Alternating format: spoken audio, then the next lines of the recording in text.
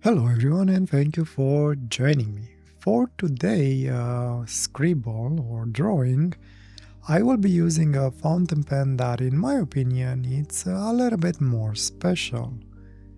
First of all, because of its shape, it's pretty much a very tiny little jewel in the world of fountain pens, or at least in my opinion. Sailor Chalana. I hope I'm pronouncing the name correct. Up until maybe 4 or 5 years ago, I had no idea that this fountain pen existed or that it was produced. One day, I needed to buy a converter for one of my Sailor fountain pens. So the first thing that I did was go on Amazon, look for a Sailor converter, and pretty much order the first one or the cheapest one that I found there, without paying attention to any of the details in the ad. So when I received the package from Amazon with the converter, I opened it and it was this little tiny little thing, like a piston type converter, and obviously there was no way it would fit in the Sailor fountain pen that I have. So I was confused. I thought that maybe they sent the wrong order or the wrong item, and I went back on Amazon account and looked at the order that I placed, and lo and behold, it was saying Sailor Chalana converter, which triggered the curiosity in me. I was like, what in the world type of fountain pen that can be, where the converter has to be this tiny? So I went on eBay at that time and started looking for Sailor Chalana. I was extremely pleasantly surprised when I found out these fountain pens existed and how tiny they are. There are a few versions of them out there. Some are a little bit more expensive because I believe, if I remember correctly, they are made out of sterling silver. Personally, at that time I decided to go with this red version, which was marked as new old stock, unused. Obviously there's no way for me to verify if that is true. However, when I did receive the fountain pen, it was in, I would say, pristine condition considering its age. The biggest surprise for me though was that this tiny little thing actually comes with a 14K nib.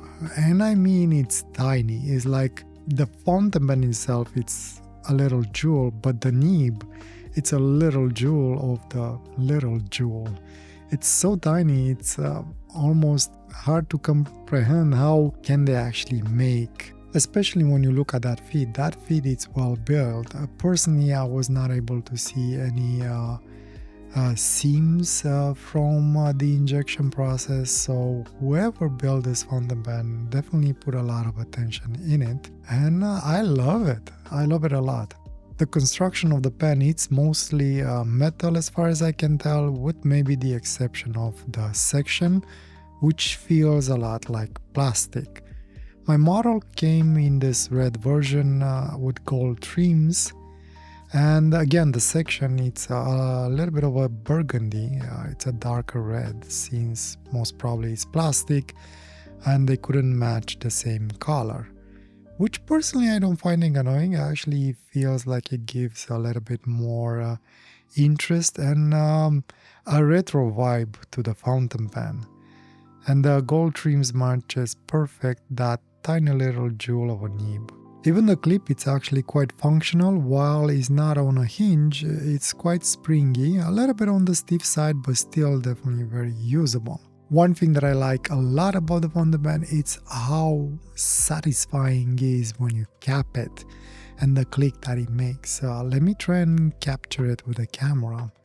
So basically sounds something like, it's really satisfying. Tiny but mighty, and makes quite a loud click when you put it in place. The other amazing thing about the pen is that the cap also posts very well and quite deep.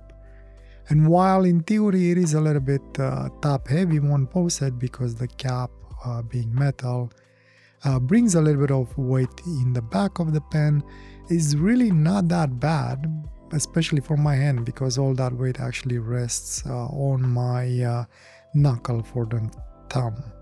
So this little thing definitely gives a run for the money for a lot of more expensive and larger fountain pens.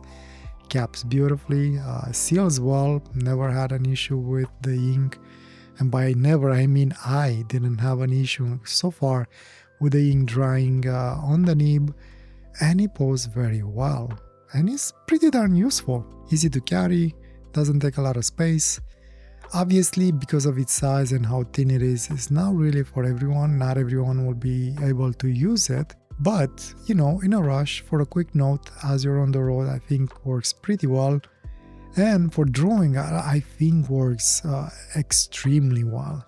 It feels a lot like a very thin brush. So if you use with working with fine details with a brush, I think this pen will actually hit the sweet spot for you. But before going into the drawing, writing wise, actually it's quite satisfying. Again, as long as it works for you based on how thin it is, and especially if you like thin fountain pens, which I know some of you are out there, since I had the pleasure to speak with quite a few of them. I'm playing with the cap right now.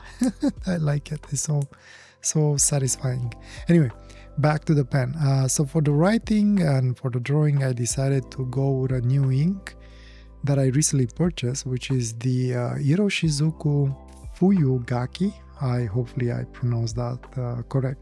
I got it after I discovered that my Monteverde ink, the Fire Opal, had issues that I explained in my video when I did a recent hero drawing. And by the way, as an update, I did filter the ink, so there's no sludges inside the ink anymore. And I tried something to try and disinfect the ink in a way. Hopefully it worked. I don't want to give too many details on it because it's kind of an experiment in progress. We'll make some more updates and maybe a video on it at a later time. But I kind of use something that is kind of considered a fungicide. Hopefully I said that right. And hopefully, if all worked out well, maybe I managed to save that ink. I will still not risk it with other fountain pens. That hero fountain pen is still dedicated for the Fire Opal, but it's an ongoing experiment. I'll probably make an update at a later time, maybe in a couple of months, just to make sure I'm not gonna have any unpleasant surprises out of it. Anyway, I diverged a little bit from the fountain pen, sorry, but I thought it was a good opportunity to give the update on that ink. Back to Chalana. Again, I use the Iroshizuku Fuyu-Gaki. Beautiful ink. I was hoping it would be similar with the Fire Opal. Unfortunately, not really. It's more of an orange reddish ink. It's weird. The camera captures it as an orange red, but to my eyes in that light, it looked more like a red pinkish or something like that. And on the paper, on this paper actually works very well. It's flowy, and especially with this pen I think it suits it very well as well. I'm already doing the drawing, but going back to the writing experience, worked flawlessly, and I mean flawlessly. The line is exactly how I would like it to be, normal side and reverse side, no skips, no issue, and especially with this ink, beautifully flowing. I'm pleasantly surprised. I don't know if all of them are like that, but I was lucky enough, I guess, maybe, if not all of them are like that, to get an excellent copy in my hand, and I'm extremely happy. It's the first time I'm trying it, so I did not have experience using it so far. So again, writing text, as far as I can tell, it basically checked all the check marks that personally I have in a fountain pen. Now it's just a matter of if you like thin pens or not. With the writing side aside, going into the drawing, I didn't really have any plans for today. I was looking at the paper and, well, in the time lapse you don't really see it or feel it, but it took me a couple of moments to figure out how I want to do the drawing. Again, didn't had any plan, so the only plan that I eventually come up with is start from the top left and try and work your way towards the bottom right of the page. So I try and do a couple of lines in a fan-like pattern, and as I was working on it, I realized that this starts to take a shape of bird-ish, kind of alike. And but unfortunately it was kind of in the corner, so I was like, I wasn't sure exactly how I will continue the entire bird throughout the entire page. So the idea that came, and well, I'm kind of working on it right now, was that maybe it's some type of a phoenix bird with a dragon's breath. So that's essentially what it turned out to be. Since this is more of a reddish, bright reddish, orangey on the screen, pinky-ish to my eyes on the paper in this light that I'm working, I was thinking of a phoenix bird. I really liked the lines, the flowing lines that I did on this drawing. And as I was doing the far breath of the bird, I realized that in itself could be its own little demon. So it's like a phoenix bird with a dragon's breath, and the breath itself, it's its own little monster, and it's alive, if that makes any sense. My goal was to actually try and cover as much of the page. When I went into it, I was not sure how frugal this nib is and how much ink it will actually consume. To my surprise, I still have plenty of ink left in the reservoir even after doing the writing test and the drawing for today. While the drawing wasn't very complex in itself, I still put quite a lot of lines on the page. And I'm really surprised. It doesn't put a lot of ink on the page, which is kind of good. I'm fairly confident that I could probably do another drawing on this page for the same amount. Like I said, it only consumed half of the reservoir that I had. You will see me from time to time, I'm checking the ink levels because I wasn't sure exactly how much and how fast it will consume the ink. And again, I was very pleasantly surprised.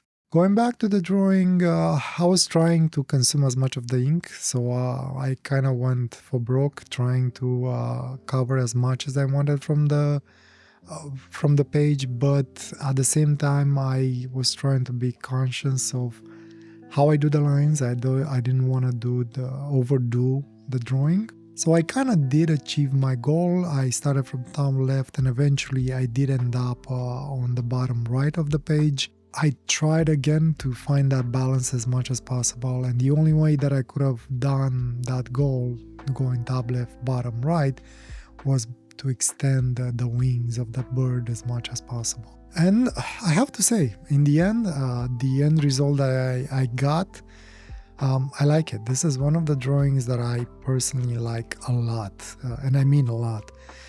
Lately, I've been doing this type of drawings in my sketchbook where I just slowly build shapes and twist the lines on the page and let it evolve into its own thing. And a lot of times I get abstract things that don't really make sense, but if you look at the lines and you follow the lines, they're very flowy and pleasant to look at.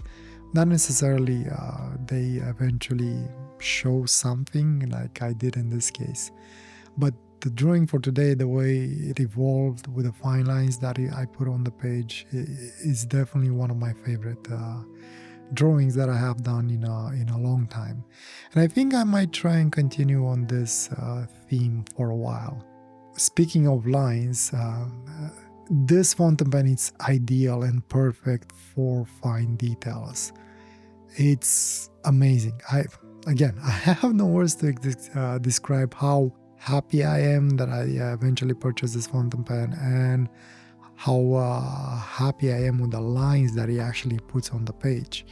Sailor, if you're not making these fountain pens, and if by any chance you hear my voice right now, please make another version of this fountain pen because I love it. I will try and purchase another one eventually in time. I think there's a cool factor about these things, and I wouldn't mind having the sterling silver version as well, which unfortunately it's a little bit more expensive, but maybe, who knows, one day if I'm lucky enough to have a version of it, I will definitely try and get it into my collection. Anyway, bottom line is this was a good day for me. It was a pleasant day, and I was extremely happy working with this fountain pen. I'm happy I have it. I'm happy with the results that it gave me, and I'm extremely happy with the drawing that I got out of it.